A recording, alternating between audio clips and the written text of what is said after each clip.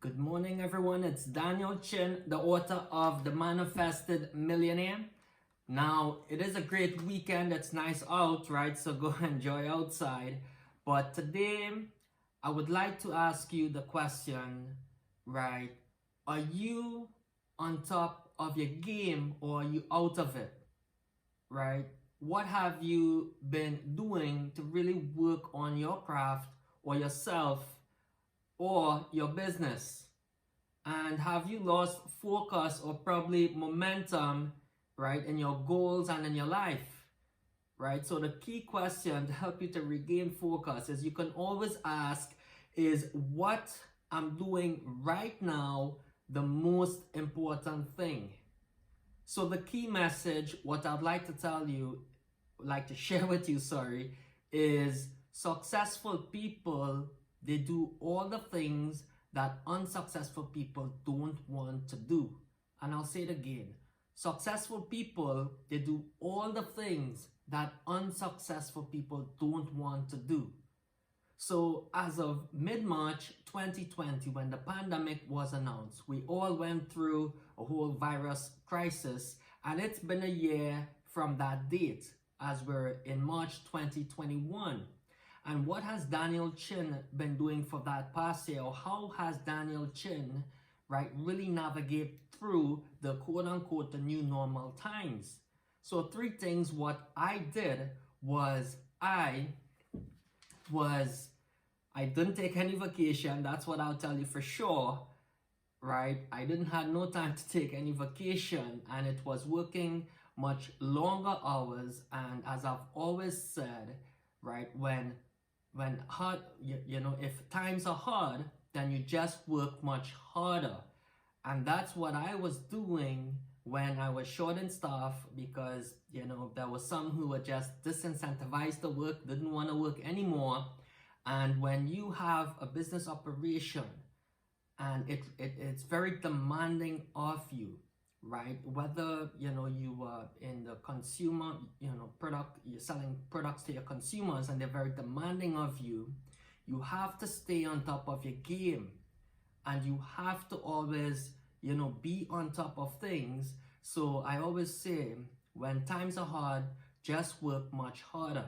And that's what I was doing. I was doing like 5 people's jobs when it comes to showing apartments, getting apartments rented, because people, some people needed a place to live, right? There were not too many vacancies, but when there are, right, my job is to make sure there's 0 vacancies, right? And when it came to repairs and maintenance, right, it permitted, if I have the time and if I could, take a look at it and get it done. My goal is to always get the job done, right? Most of the times I have a team of people who I can outsource to or subcontract to, and all the tradespeople I deal here in the city of Hamilton, I've been dealing with them for over the years.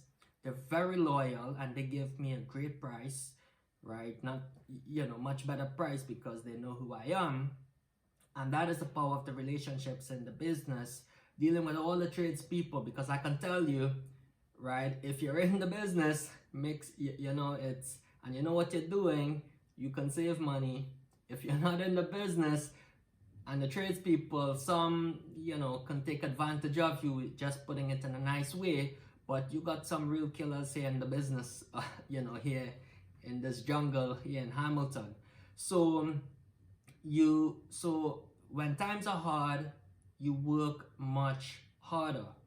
And then in the times and the days where you feel like, okay, it's so quiet, there's nothing to do, right? I call it, quote unquote, you have to work on yourself in the extra hours. So on top of your day-to-day, whatever, that you're doing, right? As if you're an entrepreneur or if you're an employee, it doesn't matter, right? If you're working 9 to 5, the key question is, what are you doing from 6 p.m. to 2 in the morning, right? Are you working on your, craft or yourself or your business, right? Working in the extra hours, I call it, right? Some people might say, okay, well, there's nothing to do, but what are you doing in those extra hours to work on yourself? So the three things what I did in the past year was, one, I realized that I was reading a lot more as I had set higher goals. Every day I was reading a lot more to learn and be more knowledgeable about what is the next thing or new thing or different thing that I set myself out to do, whether if it is taking business to the next level or expanding into new territories in business, right? Beyond real estate, as I'm thinking much bigger and I set much higher goals. And it's no different than what I did when I first started in real estate investing with the first rental property. And I wrote it in, the chapter Take Risk. I believe it was chapter 5 or I believe it's chapter 5. Taking risk. A lot of them, when you're getting started, you don't know a lot of things. And I didn't have anyone to show me the ropes, right? Or to kind of, phone speed me the knowledge. I was reading a lot of books from the library.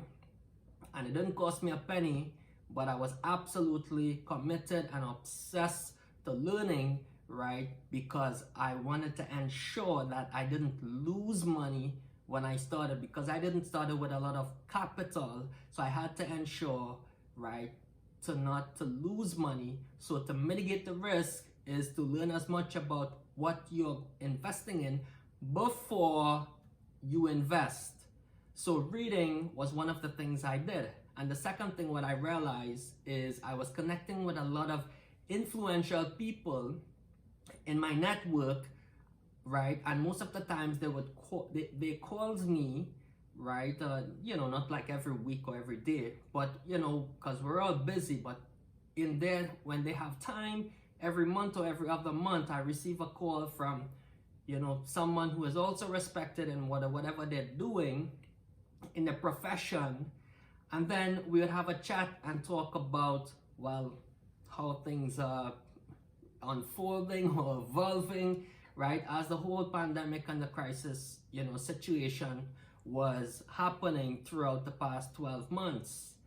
And, it's also good because it's healthy for the mind when you are connecting with others and you're learning from each other as well, right? So who you're associating with, are you associating with the right people?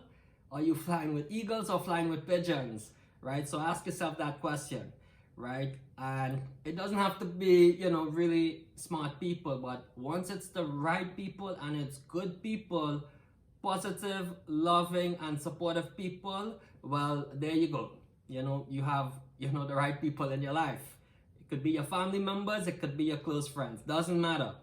So the last thing, what I realized, what I was doing in the past 12 months was I was giving back to others. And that was in the form of mentoring others, whether if it is in real estate investing, in business, or in Toastmasters and public speaking, which I do every week in Burlington, Ontario. So giving back to others, I realized, was a third thing, right? And that is what I was really doing to improve on my craft. As one of my goals I set is to be a professional speaker, and of course highly paid, right? It ain't pocket change. It is highly paid, right? In the thousands. And I've set my goals to be a highly paid speaker, and also taking business to the next level. So the $1 million question is, what are you doing to really work on your craft or yourself or your business, right? That's the $1 million question. And the key message in today's video is really, successful people do all the things that unsuccessful people don't want to do. And I'll say it one more time, right? So it sort of is drummed into your brains. Successful people, they do all the things that unsuccessful people don't want to do, right? That's the secret. So if you want to create a successful life for yourself and for your family, right, do all the things that unsuccessful people don't want to do. Thank you very much for listening. And it is a Saturday. It's beautiful outside. Enjoy the weekend and have yourself a good day. Thank you very much.